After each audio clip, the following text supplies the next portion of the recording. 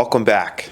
In this section, we're going to go over building a mental navigation system. Let's talk about just the type of mental navigation systems that you're going to need in order to set techniques and give you strategies that you can use to help you navigate through complex and challenging situations. What you need to do is this: identify your destination, your end goal. Clearly define what your goals are and your objectives. Develop a plan. Break down your goals into smaller, manageable steps and create a plan to achieve them, right? You've got to remember that. Stay flexible. Be prepared to adapt your plan if circumstances really just change. I know the market is always changing, right? There's always new information coming into it. So in every industry, you've got to stay ahead of the curve. Also, learn from others. Seek out mentors like myself or other people in your industry and just role models that you can look towards, ask them questions, and really just continue to grow your expertise based off of other people's experiences, right? Another thing is stay organized. Keep track of your progress and just stay organized. Understand, am I making progress? Am I doing better than I was the day before or the year before? Another thing is use tools, calendars, to-do lists, note-taking apps to keep track of the important dates and assignments that you have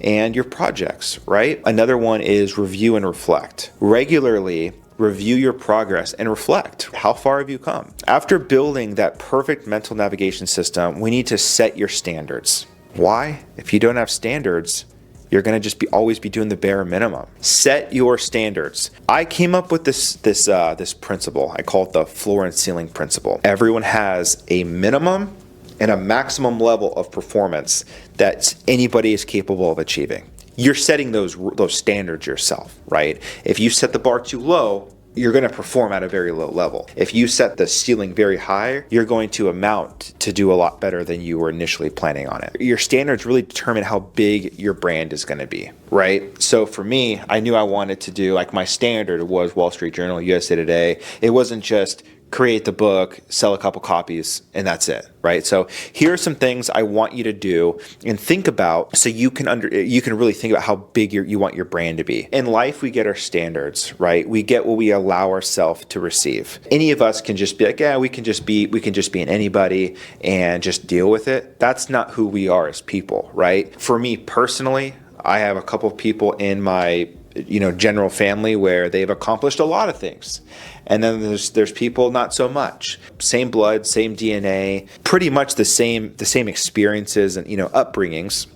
And the only difference between the people are their standards. I learned this from Ed Milet. I feel like you've completely mastered the whole mindset stuff. We're done with it. We're not going to talk about it for the rest of the program. If you have questions about the mindset stuff, please ask me. So the next section we're going to get into is how to build your authority story. I believe that moving forward, everything else in this program you're going to thoroughly enjoy. Like I said, no more mindset stuff, but keep in mind, that stuff really is important. If you don't perfect the mind, you're never going to perfect your craft. Most importantly, you're never going to become the authority of your niche.